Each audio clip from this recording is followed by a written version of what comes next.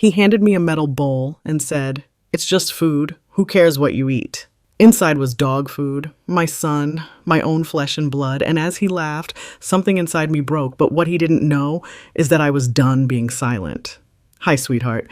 This story ain't easy to tell, but if you've ever stayed quiet for the sake of peace, or just to be torn apart anyway, you'll understand why I had to share it. Before we begin, tell me in the comments, where are you watching from? I love knowing which cities my stories reach. Don't be shy now. It started with a suitcase and a prayer. I stood on the porch of my son's house, my only son, my baby boy, my pride, clutching the handle of my worn burgundy luggage with one hand and a tin of his favorite oatmeal cookies in the other. The porch light flickered slightly, casting a tired orange hue over the flowerless steps. I had brought roses from the old garden wrapped in damp paper towels and aluminum foil, hoping his wife might like them, hoping she might see me not as a burden but as family. "Ma, you're early," Jeremy muttered when he opened the door, not even stepping aside. His eyes were bleary from whatever show he'd paused on TV, and his shirt had a faint mustard stain I knew he hadn't noticed. He didn't offer to carry my suitcase. He didn't reach for a hug. I told myself it was nothing. I moved in because the doctor said I shouldn't be alone anymore.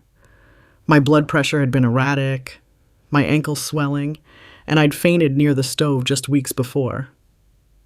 Jeremy said he wanted me closer, said it would be good for the grandkids, said, "It's time we took care of you, Ma."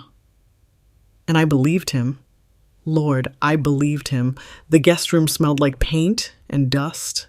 An old futon had been pushed into the corner, its sheets wrinkled and cold. A box of Jeremy's old college books still sat in the closet, unopened for years, I guessed. The curtains were thin, yellowing from years of neglect, and the only decoration on the walls was a faded print of a lighthouse. It wasn't much, but it was more than I asked for. I was grateful, at first. The first week passed with stiff smiles and rushed dinners. His wife, Melinda, barely said 2 words to me. She'd stir the pot in silence, clanging the spoon against the sides as if punishing it. Jeremy would come home late from work and plant himself in front of the TV with a sigh that carried more weight than words ever could. I offered to help cook. "Melinda's got it," he said. I offered to fold laundry. "We have a system, Ma." I offered to pick up the kids from school. They take the bus. So I sat, in silence, every day, waiting for someone to look me in the eye. One evening, as I prepared a small plate of fruit because I didn't want to eat the pork they cooked, it made my stomach churn, I heard Jeremy sigh loudly behind me. "Ma," he said like he'd said it 1,000 times in his head already, "you're not in your own house anymore. You can't just do stuff the way you used to." My hand froze over the knife. He didn't yell, he didn't insult, but something in his tone, a condescending coldness, left me shaking. I apologized. For what? I'm still not sure. 2 days later, I heard him tell Melinda in the hallway, "I told her not to touch the damn thermostat. It's like having a toddler again." I wasn't supposed to hear it, but I did. I had only turned it up 1 degree. My feet were cold. That night, I cried into my pillow like a teenager again, but you'd never know that from how I held myself the next morning. I straightened my back, tied my scarf, and greeted the kids with a smile. I told myself, "You're stronger than this, girl. You didn't raise a man just to let him walk all over you now." But then Jeremy asked me if I could stop using so many spices in my tea. The cinnamon made the house smell weird. The man who used to drink from my cup when he was 6, who used to say, "Ma, it tastes like Christmas." Now he wrinkled his nose at me like I was an intruder. Melinda left the dishes in the sink after breakfast. I washed them, as I always did. She walked in, leaned on the fridge and said, "You know, we didn't ask you to do that." Her tone was sharp, but sugar-coated. "I don't mind," I said, drying the last plate. "Yeah, but it's kind of like you're making me look bad." That hit me harder than she realized. I said nothing, just smiled and folded the dish towel as neatly as my heart would allow. That evening, I overheard a conversation through the paper-thin walls. "She just hovers," Melinda said. "She's trying to help," Jeremy replied, but with no conviction. "I didn't marry into this to live with your mother." I didn't think she'd be like this. And then silence. I clutched my blanket and stared at the ceiling, wishing I could disappear into it. A week later, Jeremy accidentally forgot to pick up my blood pressure meds from the pharmacy. I reminded him gently, twice. "It's not like you're dying, Ma," he said with a chuckle. That night, I fainted again. No one heard me fall. I lay on the bathroom floor until morning light slipped under the door like a quiet apology. But the worst hadn't happened yet. If I had known what he'd do next, if I had known the humiliation that was coming, I might have packed my bag right then and there, but I didn't, because I still believed my son loved me. Sometimes the deepest wounds don't bleed. They whisper. They echo. They rot you slowly from the inside. It happened during breakfast. Something simple. Something stupid. I had laid out toast, scrambled eggs, and some of those sausage patties Jeremy liked as a kid. I'd risen early, the sun barely peeking through the sheer kitchen curtains, just to give myself a sense of purpose. It helped to have something to do. It helped to feel needed. But when Jeremy walked in, hair tousled, phone in hand, he didn't even look at the table. He scrolled and grunted, poured himself coffee, and said without sitting, "Next time, ask before using the sausage. That's mine." I blinked. "It's for everyone," I said gently. "No, Ma, it's not. You don't just take shit from the freezer like this is your house." His voice was flat, bored, but his words were a whip. Melinda entered just then, took one look at the food and smirked. "I told you," she said to Jeremy, grabbing her protein shake from the fridge. "She thinks she's still the queen of the castle." They both laughed, and I just stood there, holding the spatula, like I'd made a feast for strangers who'd never loved me. I went back to my room. The thin walls offered no comfort, no protection from the echo of their laughter. I sat on the edge of that lumpy futon, my knees stiff, my fingers trembling, and for the first time I said the words aloud, barely more than a whisper. "I think they hate me." Later that day I tried to speak to Jeremy alone, to ask him, not accuse, just ask, why everything felt so cold. "Ma," he sighed, rubbing his temples like he was the one under stress, "you're always around, always offering stuff, always hovering. It's smothering, okay?" My chest tightened. "I only want to help." "I didn't ask for help." He said it slowly, deliberately, like each word was a nail in a coffin I hadn't realized was mine. The next days blurred together. The temperature in the house was always low, even when the thermostat read 70. Cold, not from the vents, but from the eyes, the lips, the silence. The kids stopped saying good morning. Melinda started slamming cabinets louder. Jeremy spent more and more time at work. And me? I shrank, little by little, like a candle left to die in a drafty room. Then came the moment. I still wish it had been a dream. It was just past noon. I'd skipped breakfast, no appetite. I was reading in the corner when Jeremy walked in, holding a stainless steel dog bowl. It was empty, clean, gleaming. He set it on the kitchen table with a grin. "You hungry, Ma?" he asked. I looked up, puzzled. He walked over to the fridge, pulled out some leftovers, mashed potatoes, bits of ground meat, dumped them unceremoniously into the bowl. Then he turned to me. "Well?" he asked. "It's all the same in the stomach, right?" I froze. "Jeremy, what is this?" He laughed. "Yeah, come on, don't be so uptight. Food is food. You said that once, or did you forget?" He shoved the bowl across the table. The sound of metal on wood was deafening. I couldn't move. Melinda snorted from the hallway. "You're such an asshole," she said, chuckling, not defending me, just amused. "And Jeremy?" He leaned in close and whispered, "Why do you even care what you eat? You're not paying for it." I left the table, not with dignity, not with fire, with shame, with shaking hands, with a lump in my throat so hard I thought I might choke on it. In my room, I locked the door.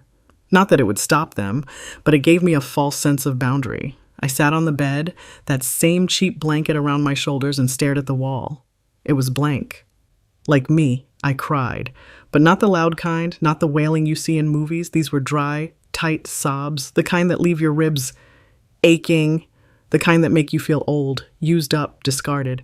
I had raised him, fed him, fought for him, buried my husband beside him. And now this? This? I looked at the picture on the nightstand. Jack and me, taken in front of our old house. We were younger then, stronger, smiling. Jack would have never let this happen. But Jack was gone.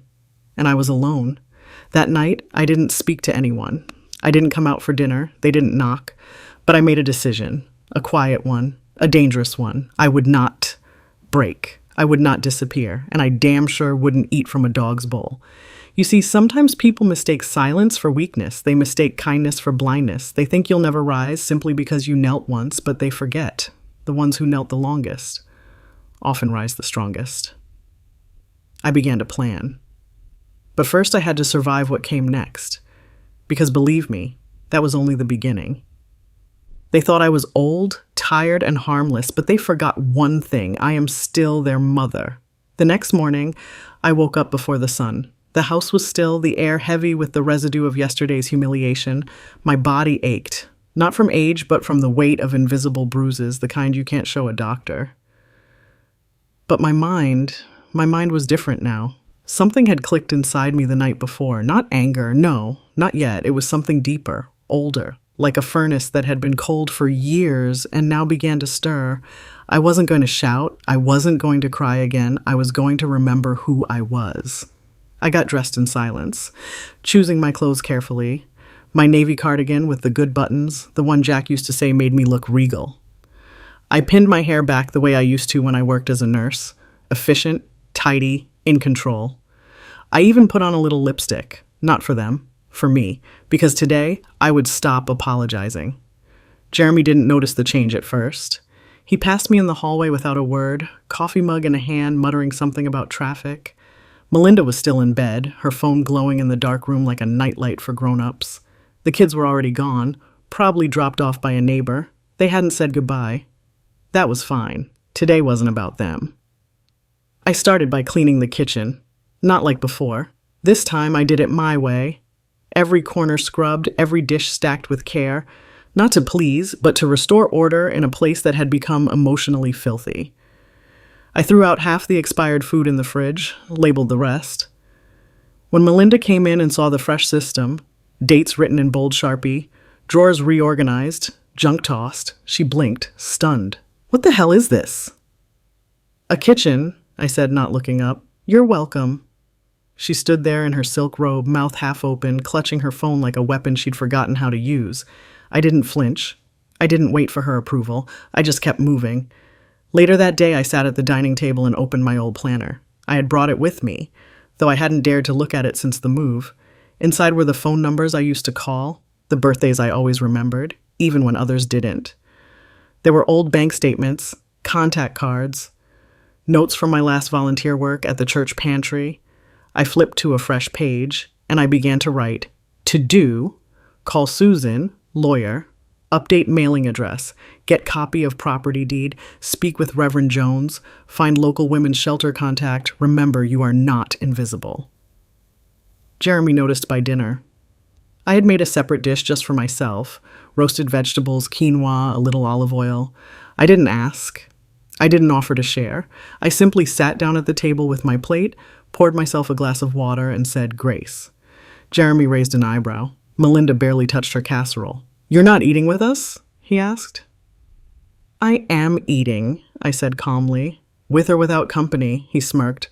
What's this, some kind of passive-aggressive thing? No, baby, I said, folding my napkin in my lap. This is what boundaries look like. That night, I locked my door again, but not in fear. This time, it was a boundary. And then I opened my laptop. I had forgotten how empowering it could feel to search for things, to learn. I looked up local resources, free therapy groups for seniors, women's support groups, attorneys who specialized in elder rights and abuse. Yes, I said it to myself for the first time, abuse.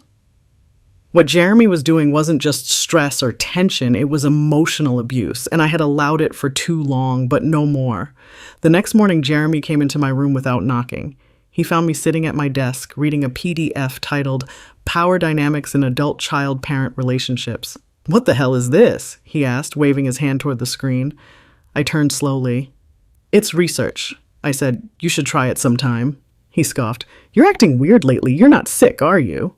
I smiled. I'm finally getting better. He didn't like that. I could see it in the tension around his jaw, the twitch in his fingers. He was used to me shrinking, nodding, asking permission. And now I was sitting taller. That frightened him, even if he didn't understand why. The breaking point came a few days later. I was folding laundry when I overheard a phone call. Jeremy speaking to someone low and fast. No, man, she's fine. Just old and stubborn. Nah, I'd never hit her, but she's pushing me, bro. Yeah, If she keeps acting up, I might just have to find her a place, like a care home or something. Let someone else deal with it. He laughed. He laughed.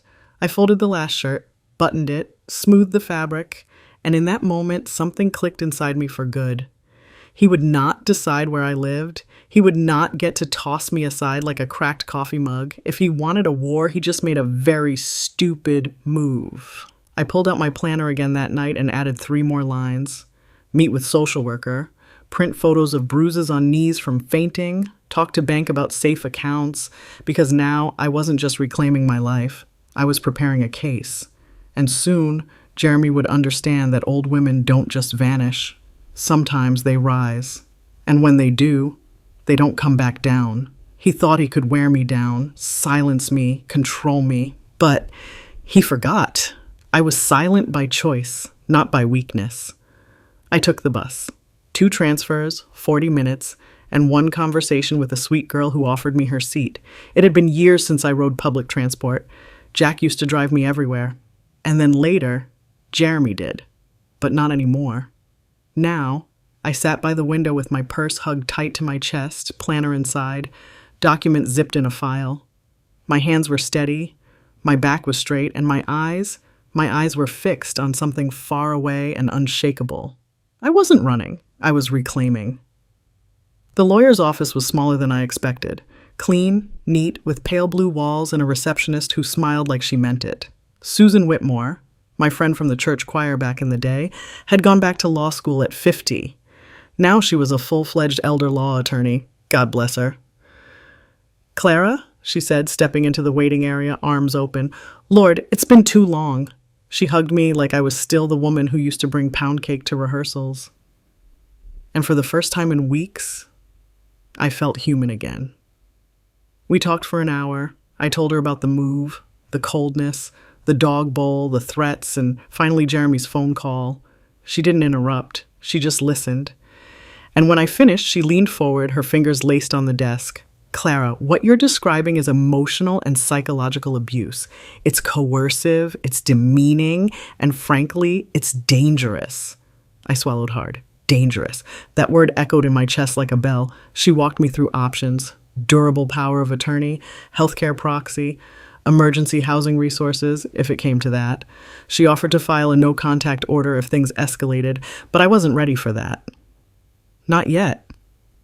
What I wanted first was protection, control over my money, control over my name, control over my body and my choices. And so we began the paperwork. When I got home, I hid the folder under the lining of my suitcase. Dinner was awkward. Melinda was on her phone as usual. Jeremy gave me a look, suspicious, narrow-eyed. "Where were you today?" he asked. "I went out." "For what?" "Fresh air." He didn't like that answer, but he didn't push. Good, because I was done answering to him. That night, I sat in the dark and thought about Jack. He wouldn't have allowed this, I kept telling myself. But then I remembered, he didn't see Jeremy grow into this man. Jack passed when Jeremy was 22. Still sweet, still lost, still calling me when he burned his first pot roast. So maybe Jack didn't miss anything. Maybe I did. Maybe I let Jeremy grow without guidance, without consequences. Maybe part of this was my fault. I wept again. But this time, the tears came not from weakness, but from mourning. Mourning the boy I'd raised, mourning the mother I used to be, mourning the lie I told myself, that I was safe because I had a son. The next morning, something shifted. Melinda stormed into the kitchen, barefoot and snarling. "Did you throw out my protein bars?" I blinked. "They expired. The date was from last year." "They were imported. They don't expire like normal food." "Then maybe you should label them," I said, sipping my tea. She stared at me, and I held her gaze, and something inside her flinched. Jeremy came home early that day. I was making soup, real soup, not from a can. He walked in, sniffed the air, and scowled. "Did you touch my pork shoulder?" "No," I said. He opened the fridge anyway, slammed it shut. "This is ridiculous. I shouldn't have to check if my own mother's messing with my food." I put down the ladle. "Then stop treating me like a stranger." His face flushed. "I never asked you to come here." "No," I said. "You asked me to let you take care of me." "Well, maybe that was a mistake." Silence. Then I smiled, softly, calmly. I agree. That night, I did something I hadn't done in months. I called my niece Tanya. Sweet, stubborn Tanya, Jack's brother's daughter. She used to visit every summer when she was a kid. Now she lived just 2 towns over. Clara, she said, surprised. Baby, I said, I might need a little help soon. What kind of help? The kind where you show up with a truck and a big, empty guest room. We made plans. Quietly, carefully, and then I began to pack.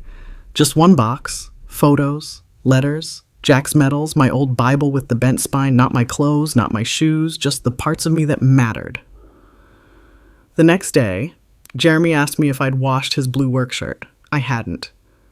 Well, why the hell not? Because I'm not your maid, I said. He opened his mouth to yell, to curse, I don't know.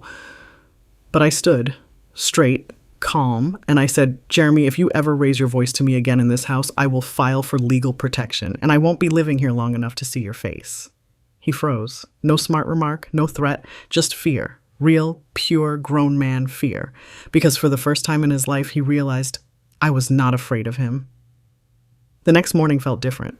Not because the sun shone brighter, or because the coffee tasted better. No, it was because I had finally remembered who I was.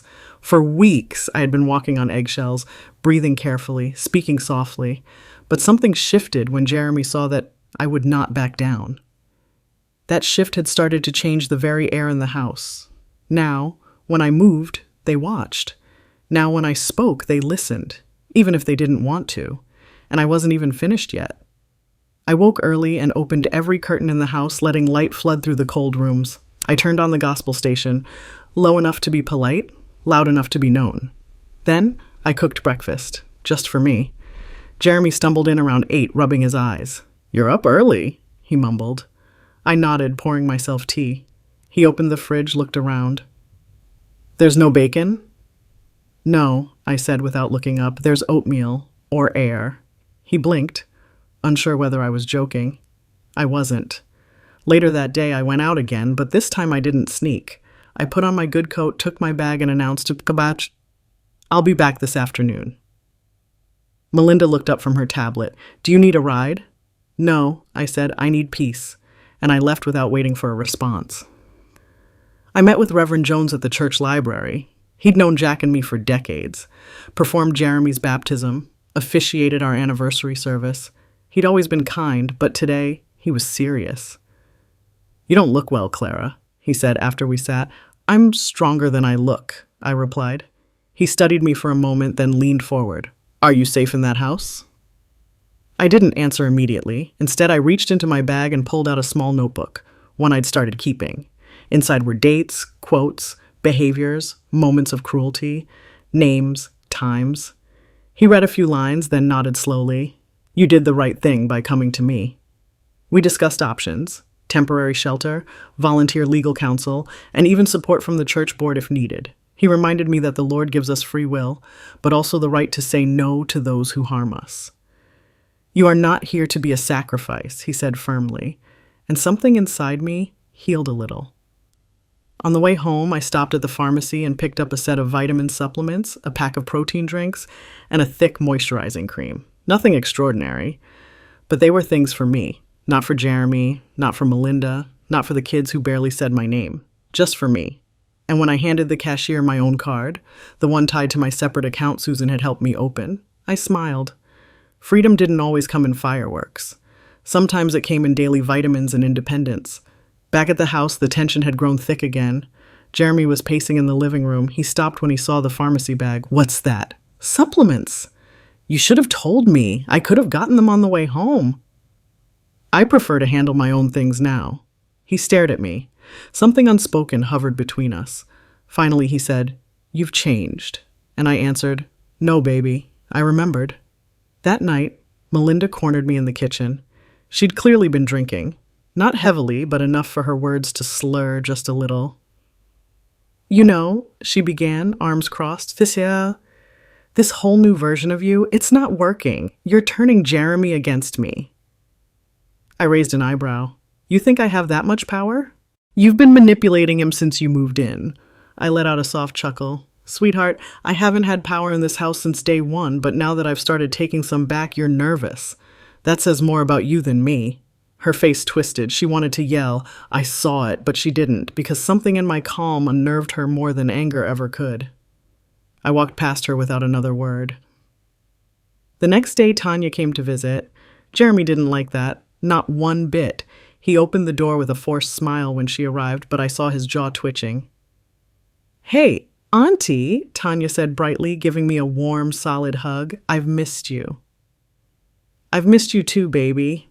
We sat in the backyard, under the magnolia tree Jeremy never bothered to trim. The branches hung low and wild, but the sun still filtered through. I can get the truck, she said quietly. You just say the word. I know, I replied. But, she asked, I'm not done yet, because I wasn't. There was still one more thing to do, one final seed to plant, and it had to be done in that house before I left it. Because if Jeremy was ever going to learn, truly learn what he'd done to me, he had to feel it first. The strongest revenge isn't shouting, it's rising, so silently, so surely, they choke on their own guilt. The day I set my plan in motion was a Sunday. I chose Sunday because Jeremy always came home early from church, full of pretend righteousness and empty apologies. Melinda would complain about the sermon being too long or too political. The kids would shuffle in looking for snacks and screens, and me, I'd be waiting. I spent the morning baking cornbread, not the boxed kind, the real kind, with buttermilk, butter, and a little honey in the crust. The smell filled the house like a memory. I knew Jeremy wouldn't resist it. He didn't. At 1:30, he walked into the kitchen with a grin, the kind I hadn't seen in years. You made cornbread? He asked. I nodded. For everyone? No, I said. Just for those who treat people like human beings. His face froze. Smile vanished. Melinda scoffed from the hallway. Passive-aggressive much? I looked her dead in the eye. No, honey, just honest. Try it sometime. They sat in silence for lunch. I didn't. I hummed softly, past Tanya, who had come back just to check in, a warm slice, and poured her sweet tea. Jeremy watched. Melinda fumed, but I didn't flinch because I had made my choice, and my choice was power. That afternoon, Tanya helped me retrieve a small safe from the back of the closet. Inside were my marriage certificate, the deed to the old property Jack and I once shared, and a few precious things Jeremy didn't know I'd kept. A letter from Jack, written the week before he died. It read, Clara, if anything happens to me, promise me you'll never let anyone make you small. Not even our boy, especially not him. You raised him, but you made you. And I never want you to forget that. I folded the letter and placed it in my purse. It was time. That evening, I called everyone to the living room. Jeremy rolled his eyes. Ma, seriously? Yes, I said. Sit. Melinda leaned against the wall, arms crossed. The kids stayed upstairs, but that was fine. They'd hear every word through the vents, just like I had heard them whisper about me. I've got something to say, I began. Jeremy exhaled loudly. You can make it quick. Oh, I will, I said. Quick, but unforgettable. I stood in the middle of the room, spine straight, heart steady. You've both made it clear that I am not welcome here. You've insulted me, ignored me, humiliated me. You've made jokes about my age, my habits, my presence. You even served me food in a dog bowl. Jeremy winced. Melinda's eyes narrowed. But here's what you don't know, I continued. I have documented everything. I've consulted a lawyer. I've opened new accounts. I've updated my will. And no, you are not in it. Jeremy sat up. You're joking. I'm not, I said. I've named Tanya as my executor and sole inheritor. Everything Jack and I built, it goes to someone who sees me. Tanya shifted uncomfortably. Auntie, it's okay, I said. They deserve to hear it. I turned to Jeremy. You're not a boy anymore, but you act like one. You use anger to cover guilt. You use silence to punish. And when you had the chance to care for your mother with love, you chose to treat her like a burden. He opened his mouth. I raised a hand. No, I said firmly. You don't get to interrupt me. Not anymore. For the first time in years, Jeremy was silent. Really silent. Not sulking, not brooding, just small. Melinda, on the other hand, spoke. You're trying to tear this family apart. No, I said, turning to her. You did that the moment you encouraged your husband to treat his mother like furniture. I'm just choosing not to sit quietly in the corner anymore. I walked upstairs. Tanya followed me. We packed the last box, photos, my sewing kit, my Sunday hat. Then we rolled the suitcase down the stairs, slow and deliberate. I made sure it echoed. Jeremy was still sitting in that same spot. I didn't say goodbye. He didn't say anything at all. Outside, the air smelled like honeysuckle. Freedom has a scent, you know. It's the opposite of fear. I stayed with Tanya for a week, and during that time, I slept with both eyes closed for the first time in months. I read, I prayed, I laughed. I remembered who I was before I became an afterthought in my own story. I visited the old church. People cried when they saw me, hugged me like I had come back from the dead, and in a way, I had. The final blow came by mail. Jeremy received a certified letter informing him of the inheritance change. He called me twice. I didn't pick up. The third time, he left a voicemail. "Ma, please, I messed up. I get it. Just talk to me." I didn't. Not because I wanted revenge, because peace is louder in silence. You can apologize for the past, but you can't erase it. And sometimes forgiveness isn't a bridge, it's a closed door. 3 days passed before he came to my door. I saw his car pull up from the kitchen window, the same black sedan he used to refuse me rides in. It idled in the driveway like it wasn't sure it wanted to be there. Jeremy stepped out slowly, wearing a clean button-up I'd ironed once upon a time. His eyes scanned the house, and when Tanya opened the door, he flinched like he expected a slap instead of a smile. But Tanya? She had my spine. She let him in, but didn't say a word. I stayed seated at the table. My tea was still warm, my biscuit half-eaten. I didn't stand when he entered. Didn't rise to hug him because I was no longer that kind of mother, not to that kind of son. He stood there like a boy who broke a window. "Hi, Ma," I nodded. "Mind if I sit?" "I suppose." He sat across from me, stiff, quiet, small. He looked older. Maybe he was finally starting to feel the weight of what he'd done. I came to say I'm sorry. I sipped my tea. He shifted in his seat. I know I was... He stopped, bit his lip, then corrected himself. "No, I was cruel. I was ungrateful. He looked away. "I was everything a son should never be." Still, I said nothing, because there's power in silence, and I had earned that power. "I talked to Melinda," he continued. "She's not proud of how she treated you either. Things are tense right now. At home." I raised an eyebrow. "At home?" He winced. "You're home too," he said quickly. It should have." "No, Jeremy," I said finally. "It wasn't my home. It was a place I was tolerated." He looked down. His knuckles whitened around the mug Tanya had offered him. "I changed the will," he blurted. I started writing one. I want to leave something for the kids, but I want to make sure you're taken care of first. If you just give me a chance to fix this." "Fix?" I interrupted, my voice quiet but sharp. "You think this is something you can fix?" He looked like he'd been slapped. "You gave me a bowl, Jeremy, a dog bowl. You laughed at me. You let your wife mock me. You watched your children ignore me. You forgot I was your mother. You treated me like a pest, a burden, a ghost." "I know," he whispered, "and I regret it. I regret all of it." There it was, the moment, the long-awaited apology, but it didn't bring the relief I thought it would. Because some apologies don't change anything. They're just rain on concrete, wet for a moment, then gone like it never happened. "I don't hate you," I said slowly, "but I don't trust you either, and I won't pretend to feel safe around you. You hurt me, Jeremy, repeatedly, and you did it while knowing exactly who I am. What I've done for you, what I gave up for you." He wiped his eyes. "I wish I could undo it." "You can't." We sat in silence for a long time. Tanya came in quietly, offered me more tea. I declined. Jeremy stood. "I'll go," he said. "Unless..." He trailed off. I looked at him. "Unless what?" "I don't know," he said. "I guess I was hoping you'd say something, anything, that there's a chance." I stood finally, walked to him, looked up into the eyes I once kissed goodnight, and I said, "There's always a chance, but not today." He left without another word, and I sat back down, sipping what remained of my tea.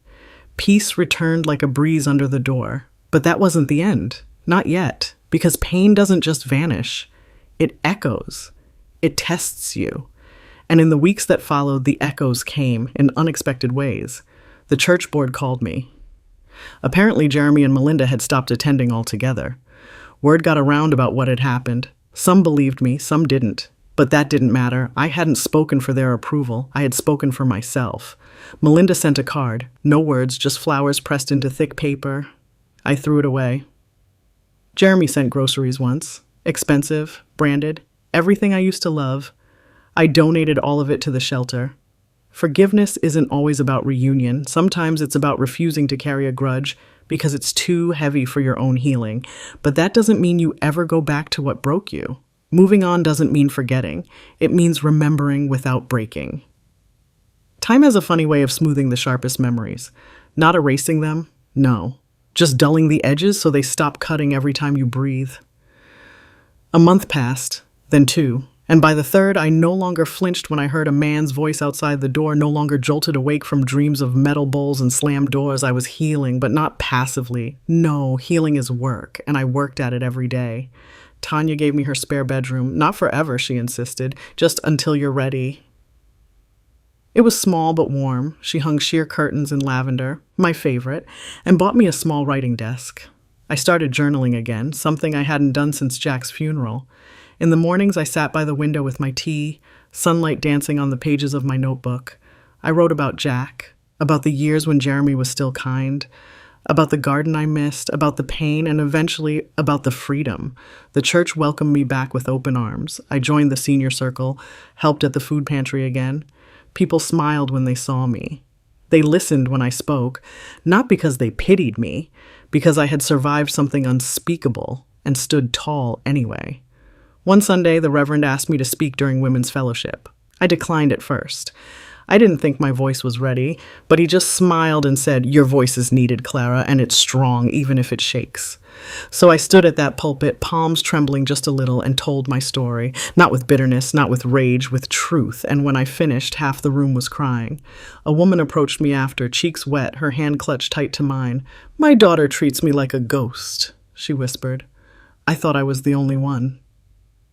I hugged her. We didn't speak more. We didn't need to. Pain recognizes pain, and so does survival. Then came the letter, folded in a simple white envelope with my name handwritten on the front. No return address. But I knew the handwriting, Jeremy's. I stared at it for 2 hours before opening it. Inside was a single page, no greeting, no signature, just words. I've started therapy, not because I think it will fix everything, but because I finally want to understand why I became someone you had to run from. I know it's too late to undo what I did, but I'm going to try to become someone who could deserve your forgiveness, even if I never get it. I didn't cry. I didn't smile either. I folded the letter and tucked it into my journal between a page titled "Things I Thought I'd Never Hear," because that's where it belonged, between surprise and sorrow. The next week, Tanya surprised me with a gift, a tiny plot in a community garden. "Figured you'd want something to dig in again," she said. I laughed for the first time in days. We spent hours that weekend clearing weeds, planting tomatoes and basil.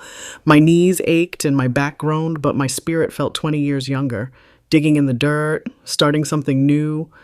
That's what healing looks like sometimes, muddy hands and sore thighs and sun on your scalp. I still think about him.